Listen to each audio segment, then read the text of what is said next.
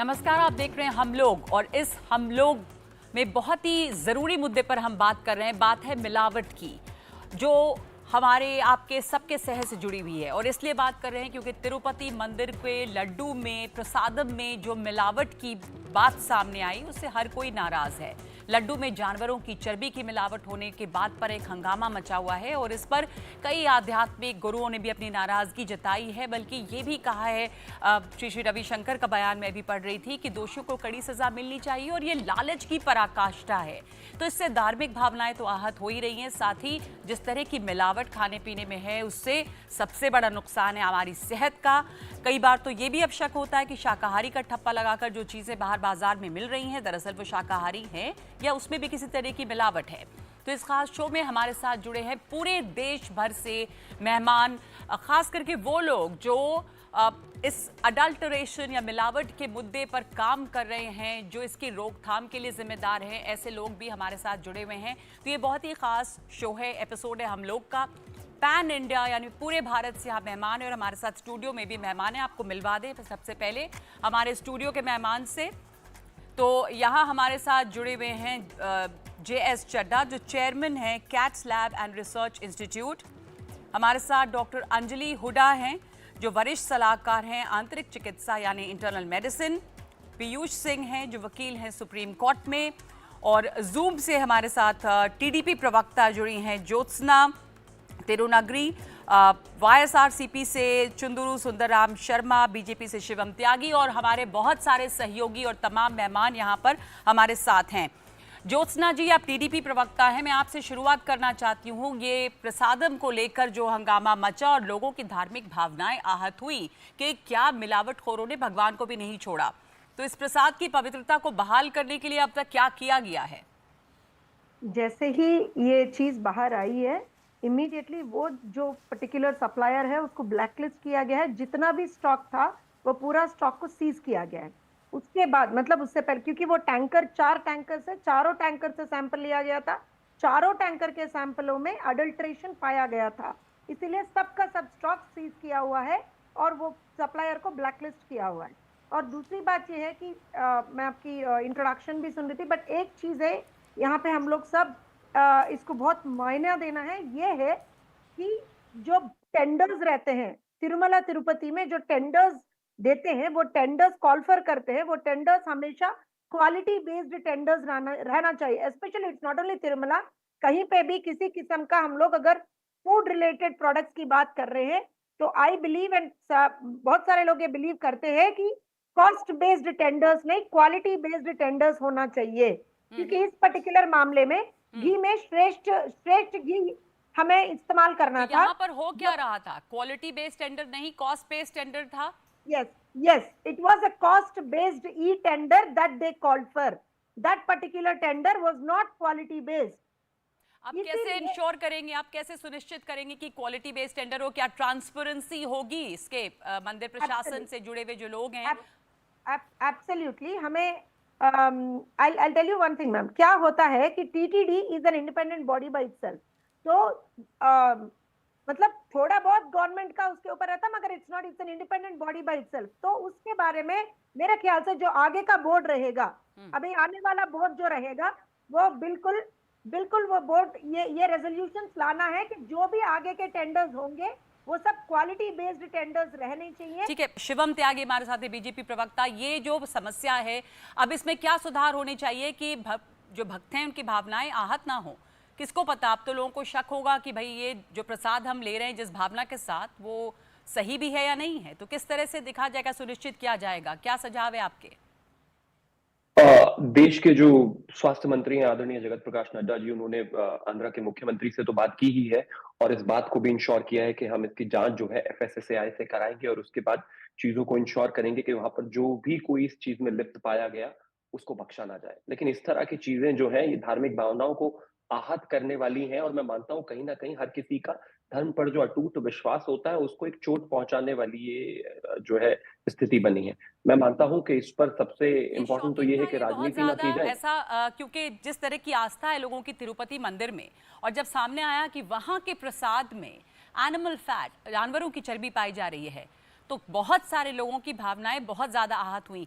क्या सुझाव है, क्या मंदिरों से या मंदिर हों या गुरुद्वारे हों, ये जो क्वालिटी की टेस्टिंग है वो कब कब होनी चाहिए? हमारे साथ चरणजीत सिंह जी जुड़े हैं, जो पूर्व महासचिव रहे हैं श्री पटना साहिब गुरुद्वारा के।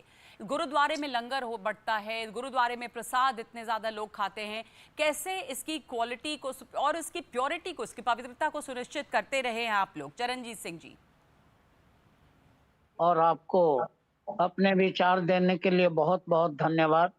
जहाँ तक तखत पटना में प्रसाद, जिसे हम पिन्नी प्रसाद के रूप में आए हुए श्रद्धालुओं के बीच देते हैं, ये कुछ और नहीं, एक भगवान की कृपा समझ के लोग उसे लेके जाते हैं और उसकी शुद्धता, उसके क्वालिटी को ध्यान में रखने की एक पैरामाउंट स्थिति है जो हम पटना साहब में पूरी तरह निभाते हैं।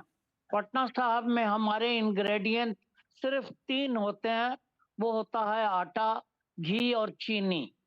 जहाँ तक आटा और घी का सवाल है, ये हम अपने यहाँ इसकी तैयारी करते हैं।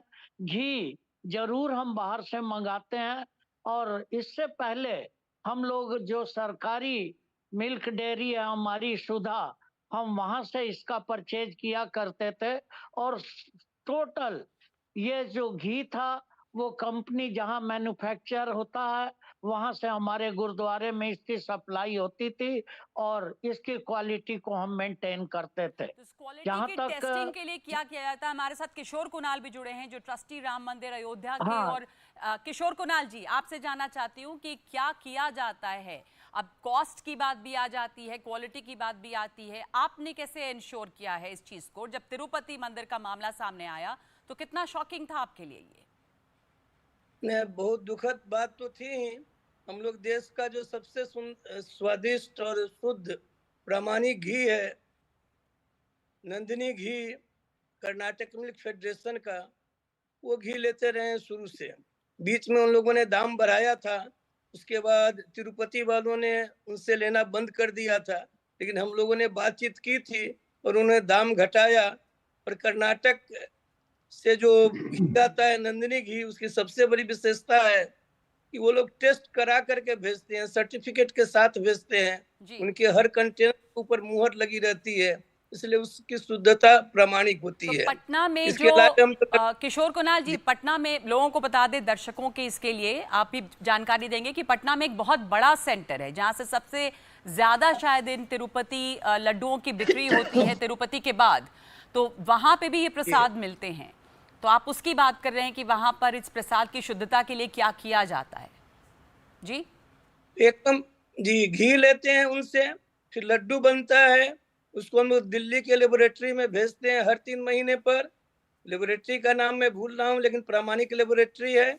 इसके अलावा लोग पानी की भी जांच कराते हैं बराबर, ताकि पानी में भी कोई नमकीन तत्व नहीं आ जाए। इसके अलावा हम लोग जो कुछ सामान लेते हैं, जैसे काजू लेते हैं, इलायची लेते हैं, ये सब केरला सरकार से लेते हैं और सबकी टेस्टिंग होती है। और ऐसे भी हमारे यहाँ कुछ लोग हैं इसी काम के लिए, जो बराबर टेस्ट करते हैं, इसकी क्वालिटी में कोई कमी तो नहीं आई है।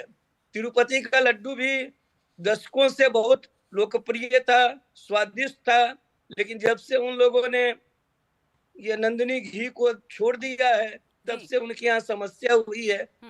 या उनको नहीं छोड़ना चाहिए था, उनकी समृद्धि काफी है।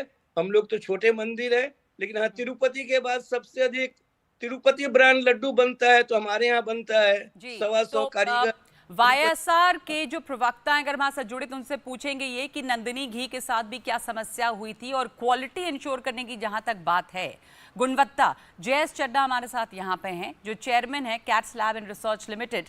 तो मंदिरों के प्रसाद की भी शुद्धता की जांच होती है क्या, या कितनी जल्दी होनी चाहिए? नहीं, कभी नहीं हुई आज तक। वी हैव नॉट टेस्टेड, कभी टेस्ट हुआ ही नहीं है। जो फिजिकल अपीयरेंस वगैरह ये लोग देखते हैं, आज तक किसी ने कोई टेस्ट नहीं करा प्रसाद वगैरह, जो कि होना बहुत जरूरी है कि मास कंजम्पशन आइटम है, इसको मैक्सिमम तवज्जो देनी चाहिए इस साइड पे। तो तिरुपति लड्डू का मामला सामने आया, तो उस तरह से तमाम मंदिरों में प्रसाद मिलता है, गुरुद्वारे में प्रसाद मिलता है, लंगर मिलता है, तो क्या प्रक्रिया, या गुरुद्वारे में भी क्या होता है? तो गुरुद्वारे में नॉर्मली ब्रांडेड आइटम ली जाती है, जैसे बता रहे थे भी जो है सरकार से आते हैं। जी सरकारी जो है होते हैं मल जब परिचय सरकार से, बाकी ब्रांडेड मैटर होता है। और उसका जो है I have yet to come across भी उनका कोई टेंडर हुआ है कुछ नहीं, क्योंकि दान वगैरह ज़्यादा होता है। तो दान जो चीज़ चाहता है ये लोग अपने घर की चीज़ें दान करते हैं घर से इकट्ठी करके, तो उसमें अडल्ट्रेशन के चांसेस कम हो जाते हैं, पर टेस्टिंग नहीं होती। टेस्टिंग नहीं होती है, लेकिन टेस्टिंग ये लोगों का अधिकार है। पीयूष जी, आपको लगता है कि कंज्यूमर, जैसे अभी तिरुपति प्रसाद की बात हुई, तो धार्मिक भावनाओं की बात है, आहत हुए लोग। जी देखिए, धार्मिक भावनाओं की जहाँ तक बात की जाए, 1857 का जो पहला युद्ध था, आज़ादी का पहला युद्ध, वो इसलिए लड़ा गया जो कारतूस थी उसमें गौ मांस पाया गया। हिंदुस्तान के लिए वो ट्रिगर पॉइंट बना आज़ादी के लिए। हमें पता था हमें आज़ादी चाहिए, लेकिन वो एक धर्म की जहाँ तक बात आई तब पूरा देश इकट्ठा हुआ। अब तिरुपति लड्डू में जहाँ मिलावट की बात आई है, हम अचानक से अडल्ट्रेशन की बात करने लगे।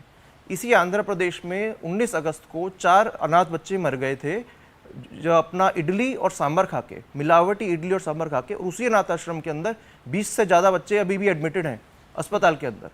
एक छोटी सी हेडलाइन आती है, चीफ मिनिस्टर का स्टेटमेंट आता है, खत्म हो जाता है। उत्तर प्रदेश के अंदर हर साल 200 से ज़्यादा बच्चों की डेथ होती है मिड डे मील का खराब खाना खाने से। और ये मैं पर्टिकुलर स्टेट की बात नहीं कर रहा हूँ, थ्रू आउट द कंट्री ये ऐसे इंसिडेंट आज नहीं कई सालों से होते आ रहे हैं। और उसका सबसे बड़ा कारण ये है कि हम नॉन सीरियस हैं अडल्ट्रेशन को लेके। हिंदुस्तान सेफ्टी स्टैंडर्ड को लेके सबसे नीचे आता है वर्ल्ड इंडेक्स के अंदर, और अडल्ट्रेशन के अंदर सबसे ऊपर आता है फूड अडल्ट्रेशन को लेके। और उसके कारण जो हमारा 2006 का कानून है, food safety and standard act, उसके अंदर मात्र 6 महीने की सजा है। हमारे इंडियन पिनल कोड के अंदर सेक्शन 272 टू 76 थे जी, उसके अंदर फूड के साथ अगर मिलावट की जाए, किसी खाद्य के साथ या पीने के पदार्थ के साथ अगर मिलावट की जाए, मात्र 6 महीने की सजा। सर सुप्रीम कोर्ट ने सजा बहुत कम है, सजा बहुत कम है। और जो हम भारत न्याय संहिता जो आया 2023 के अंदर, हमें एक मौका मिला, हम सारे कानून चेंज कर रहे थे, उस पनिशमेंट को लाइफ इंप्रिजनमेंट किया जाता, उसकी सजा को सेम रखा हमारे गया। यहाँ जो इसको गंभीरता से नहीं लिया जाता बिल्कुल मिलावट नहीं, को। बिल्कुल तंजीला नहीं। जफर है फूड सेफ्टी ऑडिटर, क्या किया जाता है फूड सेफ्टी ऑडिटर के तौर पे? क्या रोल रहता है? कितनी जल्दी जल्दी फूड की क्वालिटी की ऑडिटिंग होती है? तंजीला जी। Hello everyone. यहाँ पे फूड सेफ्टी ऑडिट्स जो होती हैं, एक तो पहली बात कि हर 6 मंथ्स पे कोई भी मतलब इंडस्ट्री है या भी कोई भी फैक्ट्री, कुछ भी अगर आपका मास प्रोडक्शन हो रहा है तो हर 6 मंथ्स पे फूड की टेस्टिंग होनी चाहिए अकॉर्डिंग टू फसाई। फिर हर साल एक एक्सटर्नल जो फूड सेफ्टी ऑफिसर्स होते हैं उनकी ऑडिट्स होनी चाहिए हर साल।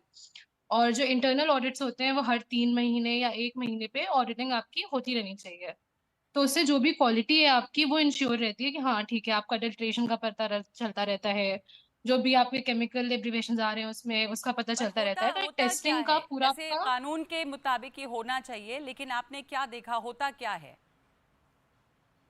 जनरली इंडिया में नहीं होता है कि आपका जैसे हर साल का आपको बोल दिया गया है कि एक एक्सटर्नल ऑडिट्स होने हैं, वो नहीं होते हैं। वो आप तो छोटे लेवल पे आ जाओगे और तब भी नहीं होते हैं। आपकी फूड सैम्पलिंग जो होनी चाहिए हर 3 मंथ्स पे, जो कि 6 मंथ्स पे, जो कि मतलब नेसेसरी है, वो भी नहीं होती है यहाँ पे। तो ये तो बहुत अजीब बात है। फिर लोग कैसे भरोसा करेंगे कि अगर फूड सेफ्टी ऑडिट नहीं हो रही है तो कहाँ पर, और वो भी रैंडम औचक होनी चाहिए या सभी जगहों पर, तो लोगों में ये डर बना रहेगा। महेश जागड़े जी हमारे साथ हैं, जो पूर्व कमिश्नर रहे food and drug department Maharashtra. Mahesh ji, आप हमें जानकारी देंगे कि क्या होता है, क्या होना चाहिए? देखिए, इसमें ऐसा है कि मैं अभी सुन रहा था, ये तो जो धार्मिकता की भावना है वो तो है ही, लेकिन जो फूड कंजम्पशन होता है और हमारे 144 करोड़ लोग कम से कम 3 बार यानी 450 करोड़ टाइम डेली वो खाना लेते हैं, उसमें से क्या गलत है, क्या होता है, ये तो बहुत बहुत ही सीरियस बात है। अभी इसमें बहुत सारे ऐसे केमिकल्स होते हैं कि जो किडनी पर असर करते हैं, कैंसर होता है, ये सब होता है, सब होता है। इसके लिए इस देश में 2006 में एक कानून लाया गया, 2011 से उसका अमल शुरू हुआ है, food safety and standards act. ये कानून ऐसा है कि दुनिया के सब कानून साथ में लाके एक बहुत अच्छा कानून बनाया है। और एक कानून का मैं आपको बताता हूँ कि कानून क्या है। कि पहले क्या था कि लोगों को शिक्षा, उसको पनिशमेंट होनी चाहिए, जैसे आपने बताया कि लाइफ इम्प्रिजनमेंट। वो कानून बोलता है ये खाने के बाद अगर पनिशमेंट हो गई तो जो खाना खाया जिसने और जिसको तकलीफ हुई तो क्या फायदा है उसका। तो इसमें ये ऐसा जो मटेरियल है, फूड आइटम है, वो मार्केट में आए ही नहीं या किसी के खाने में आए ही नहीं, ऐसा ये कानून का प्रावधान किया गया है। और इसके लिए फूड सेफ्टी अथॉरिटी और हर एक स्टेट में food safety commissioner mini IAS officer होना होता है और वो सेक्रेटरी लेवल का होना होता है। तो सर वो और लोग उन्होंने क्या काम कर रहे हैं कि ये तमाम चीजें वो मार्केट काम में हाँ, इतनी ज्यादा वही अवेलेबल मैं हैं? बोल रहा हूँ, वही मैं बोल रहा हूँ, मैं फूड सेफ्टी कमिश्नर रहा हूँ। उसमें उन्होंने अगर ये कर लिया, ठान लिया कि हम ये जो कानून है इसकी इम्प्लीमेंटेशन किया तो पूरे देश में एनवायरनमेंट पूरा चेंज हो सकता है, लेकिन काम नहीं कर रहा है। काम क्यों नहीं कर रहा है कि आज तक जितने भी फूड एडल्ट्रेशन के किस्से हमारे सामने आए हैं, कहीं भी कोई भी ऑफिसर के खिलाफ कार्रवाई नहीं हुई है। जब तक फूड सेफ्टी फसाई के चेयरमैन और CEO के ऊपर या फूड सेफ्टी कमिश्नर के ऊपर कार्रवाई नहीं होती है, मुझे लगता है कि चलेगा। अभी तो जो सर- आपके तिरुमला देवस्थानम की आप बात कर रहे हैं, वहां का CEO वो प्रिंसिपल सेक्रेटरी लेवल का होता है, और वो आंध्रा का CEO फूड सेफ्टी कमिश्नर भी IAS होता है, वो सेक्रेटरी लेवल का होता है। वो क्या कर रहे हैं कि उन्होंने ये जो जैसे बताया कि टेस्टिंग उनका तो देखिए ये जो बोर्ड है वो उनका जो 3 लाख करोड़ का उनका नेट वर्थ है, उनकी जी, खुद जी। की लैब होनी चाहिए जी, और तो उसमें हमारे खुद के साथ लैब में उन्होंने टेस्ट करना चाहिए कि उससे यही बिल्कुल करनी आपने है। सही कहा कि तो जो मुझे अगर लगता है कि तिरुपति failure- मंदिर, एक सेकंड सर, तिरुपति मंदिर की अगर बात है तो वहां पर भी जो इतने सीनियर ऑफिसर्स थे फूड सेफ्टी या उस वहां पर निरीक्षण होना चाहिए था, वो क्या हुआ? उन लोगों के ऊपर किस तरह की कार्रवाई हो रही है? ज्योत्सना जी, ये जो लोग वहां पर रहे, जो जो अधिकारी हैं और जिनकी जिम्मेदारी थी इसको सुनिश्चित करना, उनके ऊपर कार्रवाई होनी चाहिए। क्या कार्रवाई हुई है? वो तमाम लोग, जैसा आपने बताया भी कि एक पूरी एक संस्था है, तिरुपति तिरुमाला देवस्थानम ट्रस्ट है जो देखता है इस चीज को, उसमें बड़े बड़े अफसर होते हैं। ट्रस्ट बोर्ड में अफसर के मतलब अफसर तो एम्प्लॉयज होते हैं, ट्रस्ट बोर्ड में एक पैनल होता है, बोर्ड कंप्लीटली कॉन्स्टिट्यूट किया जाता है, चेयरपर्सन रहते हैं और उसके बाद बोर्ड मेंबर्स रहते हैं। अभी बात ये है कि आपने जैसे पूछा पिछले 5 साल में ये हुआ, वहां पे जो भी सैंपल्स हैं कभी भी सैंपल्स को आउटसाइड टेस्टिंग के लिए नहीं भेजा गया। इनफैक्ट बीच में मेरे ख्याल से 19 से 24 तक एक 18 बार सैंपल्स रिजेक्ट किए हैं, जो इंटरनल थोड़े बहुत छोटे छोटे टेस्ट रहते हैं उसमें रिजेक्ट किए थे, मगर वो सैंपल्स को कभी भी मतलब इतने बार क्यों रिजेक्ट हो रहे बल्कि बोल के बाहर भेजा भी नहीं गया। तो सुंदरराम जी ऐसा क्यों हुआ? सुंदरराम जी हमारे साथ जुड़ गए हैं, YSR प्रवक्ता। एक सेकंड मैम, ज्योत्सना जी, सुंदरराम जी जुड़ गए हैं। सवाल क्योंकि इनके सरकार के दौरान ये आरोप लगे हैं, तो जो सैंपल्स भी थे उनको टेस्टिंग के लिए क्या भेजा गया, इतनी बड़ी गड़बड़ कैसे हुई कि इतनी लो क्वालिटी दाम की वजह से इतनी बड़ी छेड़छाड़ हुई, धार्मिक आस्था लोगों की थी वो आहत हुई, तो क्या किया गया उसमें, क्या गलत हुआ उस समय में? सुंदरलाल जी। तिरुमली तिरुपति देवस्थानम में पहले से भी अच्छा व्यवस्था है। उसमें एक्चुअली चंद्रबाबू जी का समय पे भी ये सैंपल्स बाहर टेस्टिंग के लिए जाता था, अभी भी ऐसा ही हो रहा है। वो क्या इसमें प्रॉब्लम क्या है? चंद्रबाबू जी ने एक्चुअली ये रिपोर्ट मिला उनको 23/7/2024 में, ये NDDB से ये रिपोर्ट मिला। बाद में उन्हें वो EO executive officer Shyamal Rao ji ने बोला उसमें थोड़ा वनस्पति और some vegetable fat some high बोल के रिपोर्ट में है, इसलिए हम रिजेक्ट कर दिया। वो पूरा टैंकर्स को भी सेंट बैक कर दिया बोल के भी बोल दिया। बाद में क्या हुआ, on the last 3 months 3 days back और 4 days बैक चंद्रबाबू जी ने उनका पार्टी का सभा में ये बोल दिया कि उसमें एनिमल फैट मिला हुआ, इसलिए वो लड्डू में ये एनिमल फैट मिलके बनाया बोल के एक तो आरोप आप कह रहे हैं कि एनिमल फैट नहीं है इसमें अभी भी, जो लैब रिपोर्ट है? नहीं है। One thing I want to tell, even that report is actually a fabricated बोले तो अभी हमारा पास है वो कंपनी, वो TTD से सीधा हमारा ईवो को नहीं मिला। आरोप है, लैब एक रिपोर्ट आई, आप कह रहे हैं फैब्रिकेटेड है, उसकी और जांच होगी, पर सवाल ये है कि उस दौरान या क्या वहां व्यवस्था है, क्या जो प्रसाद बनता है उसमें क्या जो सामग्री जा रही है उसकी टेस्टिंग होती है, क्या लैब में भेजा जाता है? क्या नंदिनी घी जो कंपनी नंदिनी घी बना रही है उनके साथ में भी यहाँ पे विवाद नहीं हुआ था कि लोग एक मिनट आप नंदिनी सी, सब लोगों को चंद्रबाबू जी ने बोल दिया नंदिनी बोल के। मैं बोल रहा हूं चंद्रबाबू का टाइम इवन 2015 से अक्टूबर 2018 तक चंद्रबाबू का ड्यूरिंग चंद्रबाबू नायडू जी का टाइम पे भी ये नंदिनी नहीं है, ये नंदिनी नहीं है। ये नंदिनी आज हम बोल रहा है वो कर्नाटका वाले का है, उनको कैसा कहीं को नहीं दिया, ऐसा ऐसा बोल रहा है। बट 2015 से 2018 तक ये नंदिनी चंद्रबाबू जी का टाइम पे भी नहीं है। He has not given any contract to Nandini. This is only a false अब जो सामने आया, आप कह रहे हैं कि ये रिपोर्ट फैब्रिकेटेड, ये तो आगे देखना होगा कि रिपोर्ट फैब्रिकेटेड। अभी जो आ रहा है कि उसमें मिलावट हुई है, एनिमल फैट की मिलावट हुई है। और सबसे no, listen to me, एक सेकंड मैं आपके पास वापस आऊंगी। हमारे साथ लिंगायत नेता जुड़ गए हैं। मैं उनसे पूछना चाहती हूं कि जब ये बात सामने आई तो उनके धार्मिक भावनाएं लोगों की कितनी आहत हुई और अब ये विश्वास वापस कैसे आएगा? नमस्कार मैडम, मैं शोलापुर से हूँ, महाराष्ट्र से। देखिए, मैं लिंगायत हूँ, हम शुद्ध शाकाहारी लोग हैं। पिछले हफ्ते ही हमारे दोस्त ने मुझे तिरुपति का लड्डू खिलाया था, क्योंकि हमारे यहाँ से तिरुपति बहुत ही नजदीक है, 7-8 घंटे का सफर है। तो वो लड्डू मैंने खाया था। मैं शुद्ध शाकाहारी हूँ और मुझे ये चर्बी का जो मामला सामने आया है, जो वहाँ के अभी के मुख्यमंत्री हैं नायडू साहब, उन्होंने ये सार्वजनिक नहीं करना चाहिए था, क्योंकि अभी मुझे ये सुनते ही मैंने 2-3 बार उल्टी किया है, क्योंकि मुझे लड्डू उधर का पसंद है और मैंने बहुत सारा लड्डू खाया था, क्योंकि पसंद होने की वजह से मैंने एक पूरा लड्डू खाया था।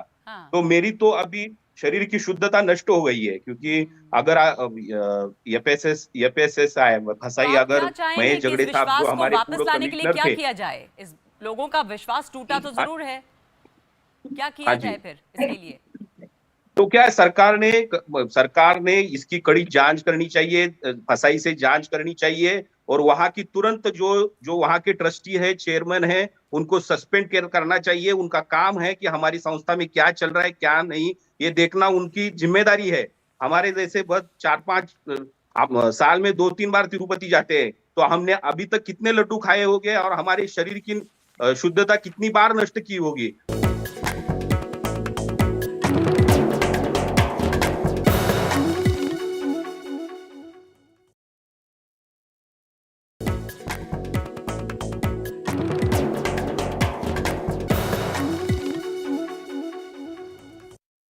मैं देख पा रही हूँ कि नेहाल हमारे साथ हैं, रणवीर हमारे साथ हैं। नेहाल, आपके राज्य में कर्नाटका में का ये मामला जो नंदिनी घी का बहुत आ रहा है, पर वहां पर भी किस तरह का तजुर्बा आपका है अडल्टरेशन, मिलावट को लेकर? खास करके यहाँ आस्था में मिलावट एक तरह से हो गई है।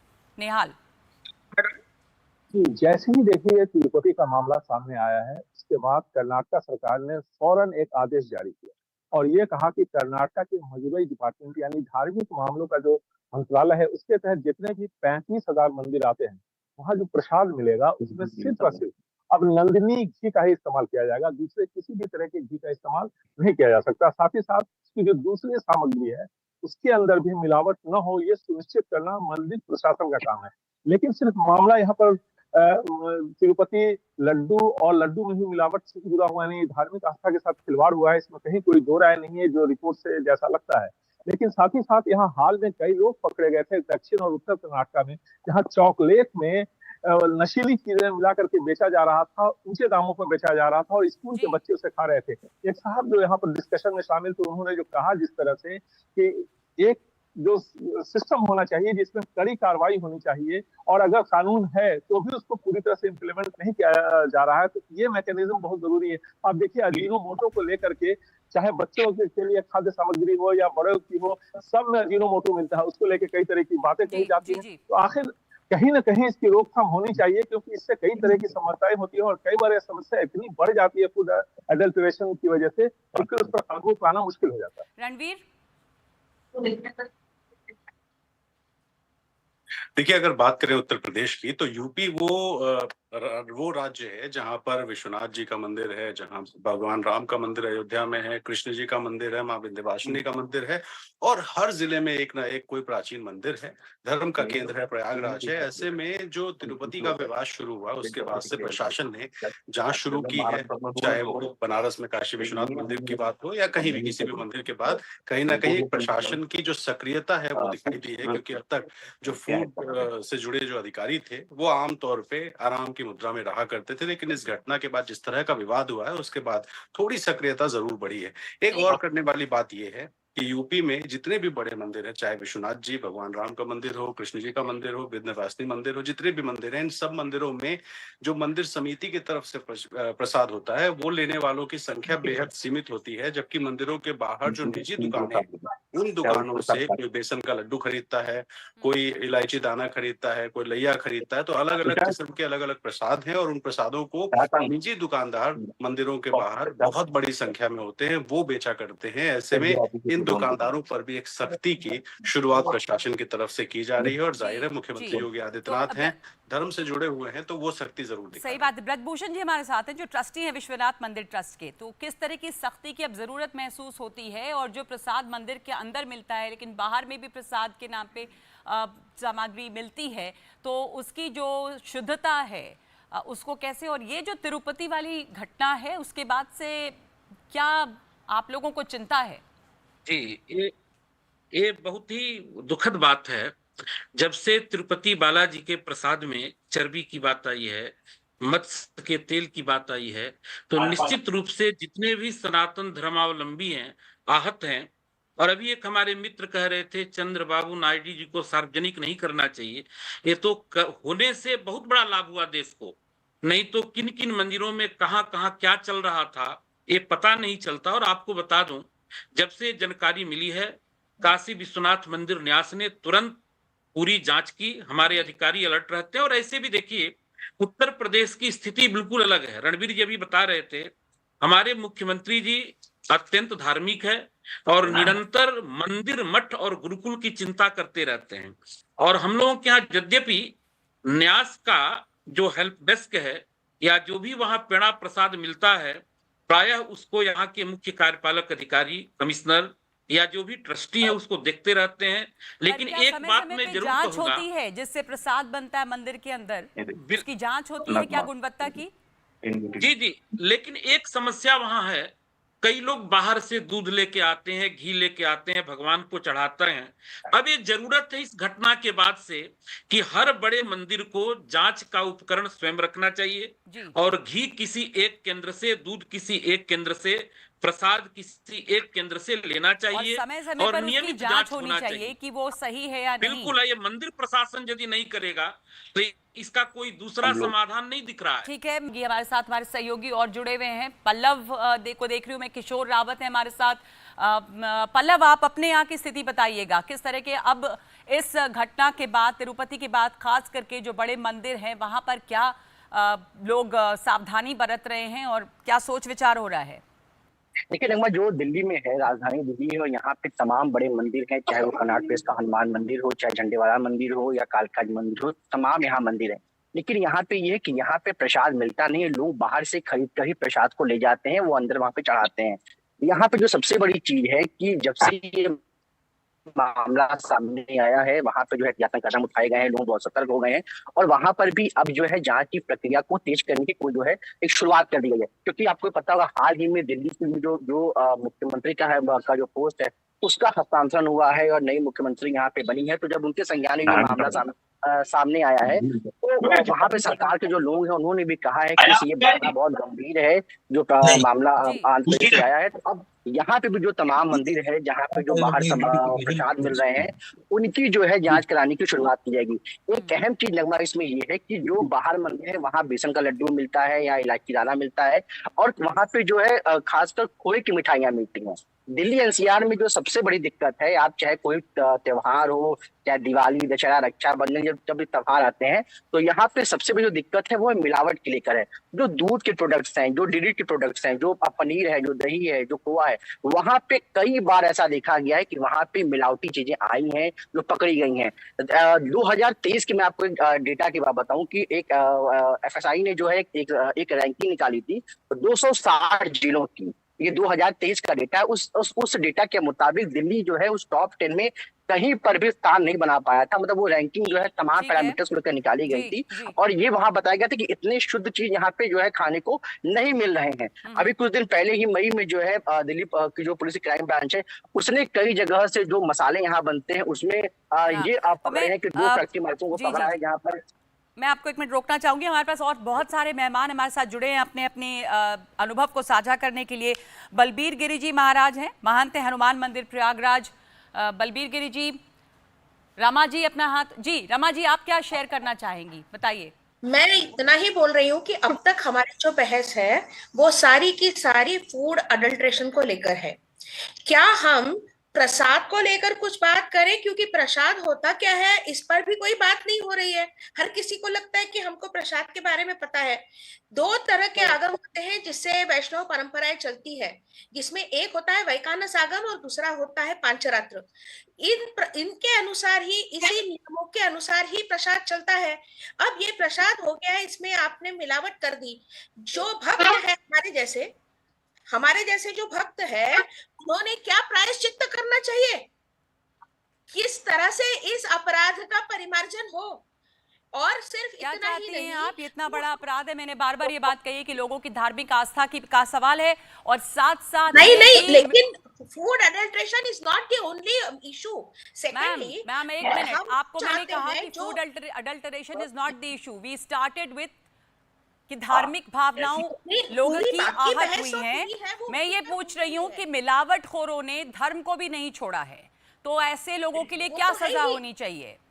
तो अब सजा तो न्यायालय निश्चित करेगा। हम चाहते हैं कि सुप्रीम कोर्ट के सिटिंग जज यानी अभी जो कार्यरत है, ऐसे सुप्रीम कोर्ट यानी सर्वोच्चतम न्यायालय के जज की कमेटी बनाई जाए और उनसे ये जांच हो और उस पर कड़ी से कड़ी कार्रवाई हो। अब ये कार्रवाई क्या होनी चाहिए, इस पर भी एक बहस अलग से छिड़नी चाहिए। सुशांत पारेख हमारे साथ से। सुशांत जी, आप क्या कहना चाहेंगे, क्या करना चाहिए? एक तो बात धर्म की है, एक तो बात आस्था की है, दूसरे लोगों के स्वास्थ्य की है, सेफ्टी की है। बिल्कुल मैम नगमा जी, और एक बड़ी बात ये कि जिस तरह से अभी तिरुपति का मामला सामने आया है, उसके बाद राजस्थान सरकार जगी है और कल से अभियान शुरू हो रहा है। लेकिन ये अभियान केवल 3 दिनों का होगा और देवस्थान विभाग राजस्थान का जो है उसके अंडर में 10,000 मंदिर आते हैं और बाकी मंदिरों की बात करें तो उनकी तादाद लाखों में है। सरकार के पास ऐसी कोई मशीनरी नहीं है राजस्थान में कि सभी मंदिरों में बनने वाले प्रसाद की जो है वो चेकिंग की जाए और लगातार की जाए। और अगर मिलावटखोरों की बात करें राजस्थान में, तो एक बहुत बड़ा इशू, बड़ा मसला है, क्योंकि अगर 7 महीनों में जो कार्रवाई हुई है वो करीब 4 लाख किलो से ज्यादा की मिलावट जो चीजें हैं वो पकड़ी गई हैं, नष्ट की गई हैं, सीज की गई हैं। और केवल ये देखिए आपकी कोई एक सेक्टर नहीं है, दूध उसमें शामिल है, पनीर है, घी उसमें शामिल है, सब्जियां हैं, फ्रूट हैं। यानी आम आदमी के लिए संकट ये है नगमा कि वो खाए तो खाए क्या, कहाँ जाए। और एक तरीके से सरकारों की जो विफलता है, तो आम आदमी कहीं रिलेट कर रहा है कि अब विफलता के साथ आम आदमी की बहुत बड़ी समस्या है कि वो क्या खाए। मैं डॉक्टर अंजलि के पास आऊंगी। डॉक्टर अंजलि हुडा हमारे साथ है कि आम आदमी की समस्या एक तो धार्मिक भावनाओं की बात है, लेकिन अब हर दिन जो हम खा रहे हैं, चाहे वो सब्जियां हो, चाहे घी हो, चाहे दूध हो, नमक हो, चीनी हो, अब तो उसमें माइक्रोप्लास्टिक्स मिल रहे हैं, तो वो मिलावट की जा रही है। तो ये स्वास्थ्य के नज़र से कितना अहम है कि फूड सेफ्टी या समय समय पर उसके स्टैंडर्ड को मेंटेन किया जाए, चेक किया जाए। इसके हेल्थ पे असर बहुत गंभीर है। बिल्कुल, बहुत गंभीर असर है। आप देखिएगा कि बहुत सारे पेशेंट्स इमरजेंसी रूम में आते फूड पॉइजनिंग से, और वो फूड पॉइजनिंग ठीक है हो जाती है, एंटीबायोटिक वगैरह दे के ठीक हो जाती है, उसके बाद लेकिन वो लंबे टाइम तक बॉडी में रहता है टॉक्सिन, वो जाता नहीं है। और सिर्फ बैक्टीरिया और इनकी बात नहीं है, बात है जैसे अभी हम मिलावट की बात कर रहे हैं, धर्म के ऊपर बात कर रहे हैं, उसमें अगर पाम ऑयल मिला दिया घी में, आप वनस्पति के बारे में मैं पूछना चाहती थी, कितना खतरनाक, और भारत में इतनी बड़ी क्वांटिटी में वो बहुत ज्यादा रिफाइंड ऑयल्स, और तो वो जाता कहाँ है, किस खाने में? पैकेज खाने में जाता है। पैकेज खाने में जाता है। पाम ऑयल तो एक्चुअली बैन हो जाना चाहिए, पर आई डोंट नो क्यों अभी भी है। उसका नुकसान क्या है डॉक्टर? उसका नुकसान सीधा हार्ट के ऊपर है। सो आपके जो हार्ट के आर्टरीज जिनको हम स्टेंटिंग करते हैं और बाईपास वगैरह होते हैं, तो पाम ऑयल सबसे ज़्यादा वहाँ पे असर करता है। तो इसमें पाम ऑयल है, घी के अंदर वनस्पति है, सो और जो रिफाइंड ऑयल्स हैं वो डलते हैं घी में। अब मैं जैसे पेशेंट को बोल रही हूँ घी खाइए, घी प्योर है, it's a purest form of butter. तो अगर हम घी में मिलावट है। हाँ, घी में मिलावट है, तो अब पेशेंट जाए कहाँ पर? और फिर हैवी मेटल्स बहुत है। आप देखिए हैवी मेटल्स की टेस्टिंग होती नहीं है इतनी आसानी से इंडिया में। आप खाने में हैवी मेटल देख ही नहीं रहे। हैवी मेटल आप प्लास्टिक्स कह रहे हो, तो हैवी मेटल्स कहाँ से आ रहा है? पानी से आ रहा है? हैवी या मेटल वाटर मट्टी से आ रहा सोर्स, है? वाटर से आता है और खानों में आता है। अगर आपने जैसे मान लो किसी अभी चर्बी मिली है, चर्बी में गाय ने अगर हैवी मेटल खाए हैं तो वही आ गए आपके प्रसाद में जी। सो इनडायरेक्टली आपको टॉक्सिन मिल गई। नंदिनी जी, आप इस पर क्या कहना चाहेंगी? हाँ, एक्चुअली ये बहुत गलत बात लगती है कि अडल्ट्रेशन तो हर जगह हो रहा है, हर जगह मिलावट। अब प्रसाद को भी नहीं छोड़ा है इन्होंने। एटलीस्ट कम से कम भगवान की आस्था, सारे नागरिकों की आस्था की तरफ देख के तो भी सोच के समझ के चीजें करनी चाहिए। कहाँ करप्ट होना है और कहाँ नहीं होना है, ये इंसान अगर सोच के बैठे तो शायद ठीक रहेगा सभी के लिए। इतनी गंभीर बात है, श्रद्धालुओं की आस्था, विश्वास, सबका सवाल आगे आता है। आम नागरिक कहाँ जाएगा, किस जगह पर अभी विश्वास रखेगा? वही एक चीज थी जहाँ का तो लोगों का विश्वास रहता था। अगर वहां पे भी अगर मिलावट होनी शुरू हो गई है तो क्या करेगा इंसान? था वहां पे भी एक तरह से लोगों के साथ विश्वासघात हुआ है, अगर ये बात सच है, क्योंकि ये मानने के लिए तैयार नहीं है सरकार, जिनकी सरकार उस समय थी, कि कोई मिलावट हुई है। मैं जल्दी से भगवान सिंह राजपूत के पास जाना चाहूंगी। क्या है हमारे साथ भगवान सिंह राजपूत? विसल ब्लोअर हैं उन्होंने। भगवान सिंह राजपूत हमारे साथ नहीं है, लेकिन किशोर रावत हमारे साथ हैं। किशोर, अपने राज्य की स्थिति यहाँ पर खास करके अब जो हुआ है उसके बाद में क्या सावधानी बरती जा रही है और लोगों में क्या प्रतिक्रिया है? देखिए, उत्तराखंड की अगर बात करें तो उत्तराखंड में बद्रीनाथ, केदारनाथ, गंगोत्री, यमुनोत्री के अलावा बहुत सारे मंदिर, हरिद्वार, ऋषिकेश है। यहाँ पर ज्यादातर अगर चारों धामों की बात करें तो यहाँ पे प्रसाद बाहर से ले जाते हैं। दूसरी तरफ जो प्रसाद बनता है वो महिला स्वयं सहायता समूह की जो महिलाएं हैं वो बनाती है। उसमें जो लगने वाला घी है या फिर अन्य चीजें हैं उसकी चेकिंग की जाती है। यहाँ पर सूखा प्रसाद मिला जाता है। लेकिन इस घटना के बाद वहां पर लगातार ये आदेश जारी किए गए हैं, जो घी आ रहा है या फिर तेल आ रहा है या दूध आ रहा है, पनीर आ रहा है, अलग अलग तरीके से जो चीजें आ रही है उनकी जांच की जाए। दूसरी बात यह है कि जैसे दिवाली आ रही है, फिर होली आती है, तो उस समय जो फूड सेफ्टी के अधिकारी है, तो जिनका काम होता है चेकिंग करने का, वो 1-2 दिन पहले या हफ्ता भर पहले चेकिंग करते हैं। और वो जो रिपोर्ट आती है, कई बार ऐसी चीजें आती है कि मेवा मिलावट हुआ है या दूध मिलावट है या पनीर मिलावट है, तो ये जो तो दूध, 14-15 दिन बाद में मिलावट है, उसके लिए स्टार डेयरी से भी हमारे साथ जुड़े हैं सईद अहमद। ये नकली दूध, घी ये जो बन रहा है, ये करते कैसे हैं लोग डेयरी में? सईद अहमद भी नहीं है मेरे साथ में, लेकिन हमारे साथ वीरेंद्र सिंह शेखावत है, हमारे रिपोर्टर जयपुर से। आपने इसके ऊपर रिपोर्टिंग की है, आपने कई ऐसी रिपोर्ट्स भेजी हैं जिसमें मिलावट की कहानियां सामने आई हैं। क्या देखा आपने अपनी रिपोर्टिंग के दौरान? खास करके दूध और घी और खोए में बहुत मिलावट होती है। वीरेंद्र सिंह शेखावत।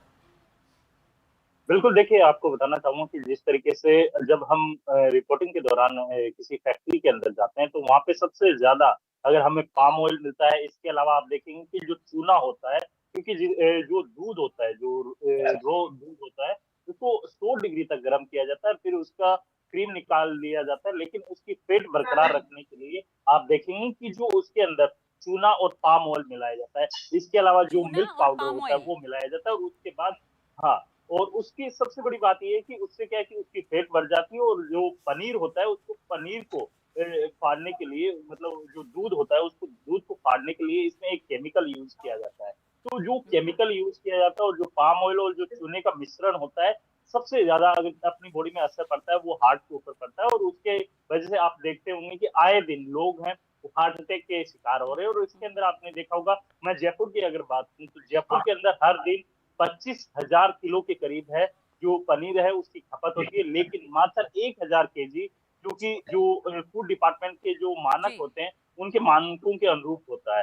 तो सोचने वाली बात यह है कि जिस तरीके से एक छोटे से मुनाफे के लिए किस तरीके से जो आम जनता होती है उनके स्वास्थ्य के साथ खिलवाड़ किया जाता है, तो लगातार ये कार्रवाई हो रही है। और वहीं अगर मैं राजस्थान के पूरे राजस्थान की बात करूं तो अब तक राजस्थान के अंदर 7 करोड़ से अधिक जो मिलावटी सामग्री है। पीयूष जी हमारे साथ जुड़ गए हैं सहायक महाकाल मंदिर उज्जैन से। पीयूष जी, उज्जैन में वहां पर महाकाल मंदिर में इतने लोग आते हैं, वहां पे प्रसाद की शुद्धता बनी रहे या वहां प्रसाद मिलता है, आप लोग क्या करते हैं वहां पे? हमारे यहाँ जो प्रसाद की क्वालिटी है, उसकी गुणवत्ता है, इसके लिए हमें राष्ट्रीय स्तर के पुरस्कार अवार्ड्स प्राप्त हुए हैं। हम लोग सेव भोग अवार्ड राष्ट्रीय स्तर में हमें प्राप्त है 5 स्टार रेटिंग का। और हमारे यहाँ जो भोग प्रसाद बनाने की प्रक्रिया है वो बहुत ही तकनीकी विशेषज्ञों के द्वारा परीक्षण करने के बाद ही हम लोग उसे सामग्रियों को उपयोग में लेकर के प्रसाद निर्माण करवाते हैं। कैसे सुनिश्चित करते हैं कि क्वालिटी बनी रहे? क्वालिटी बनी रहने के लिए हमारे पास जो जब बीच बीच में हम लोग सामग्री लेते हैं, उसके बाद हम लैब टेस्ट करवाते हैं। अच्छा। जो हमारे जिले के खाद्य विभाग के अधिकारी होते हैं उनको सैंपल देते हैं, सैंपल भेज करके लैब में उसको टेस्टिंग करवाते हैं, और जो हमारी टेस्टिंग पास होती है उसके बाद ही हम लोग मटेरियल का यूज करके लड्डू प्रसाद बनाते हैं। चलिए, बहुत बहुत धन्यवाद आपका। मैं आखिरी बात आपके पास जयेश चड्ढा एक बार फिर आना चाहूंगी, और आप बताएं अगर डॉक्टर अंजलि कि क्या वो बहुत सस्ता पड़ता है? ये मिलावट क्यों कर रहे हैं लोग? पाम ऑयल तो सस्ता पड़ रहा है, चूना मिला रहे हैं, उसमें केमिकल्स मिला रहे हैं दूध को फाड़ने के लिए। इसके बेसिक रीज़न यही है। किस तरह की मिलावट देखी जाती है? इसके बेसिक मिलावट के पहले तो बेसिक रीज़न पर क्यों मिलावट है, डिमांड और सप्लाई में इतना फ़र्क होने की वजह से जो है मिलावट होगी।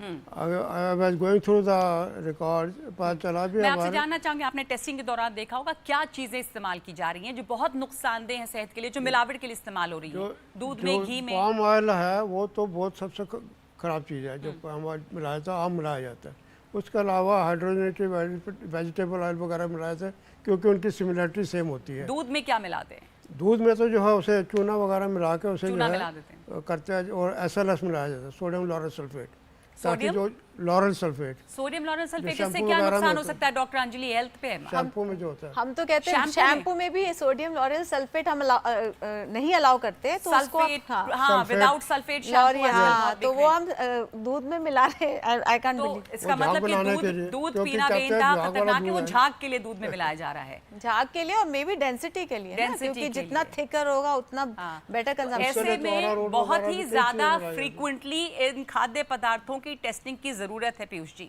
बिल्कुल जी, और सख्त से सख्त कार्रवाई की, क्योंकि अगर आप इसको लाइफ इम्प्रिजनमेंट या मैं तो कहूँगा डेथ पेनल्टी नहीं देंगे ऐसे मैन्युफैक्चर करने वाले लोगों को, बेचने वाले लोगों को, तब तक इस कानून के ऊपर हम कोई वो तो तब होगा जब हम जल्दी जल्दी जांच करेंगे और पता चलेगा कि क्या क्या मिलावट है। बहुत धन्यवाद आप तमाम लोगों का हमारे साथ जुड़ने के लिए। साथ साथ आप सबके लिए एक सवाल और चिंता इस बात की कि कैसे हम सुनिश्चित करें कि हमारे खान पान में कम से कम मिलावट हो, और अगर एक कंज्यूमर के तौर पे हम सजग होंगे या हम अपनी शिकायतें आगे लाएंगे तो शायद जो अधिकारी हैं, जो एजेंसी हैं, वो भी और ज़्यादा सक्रिय होंगी।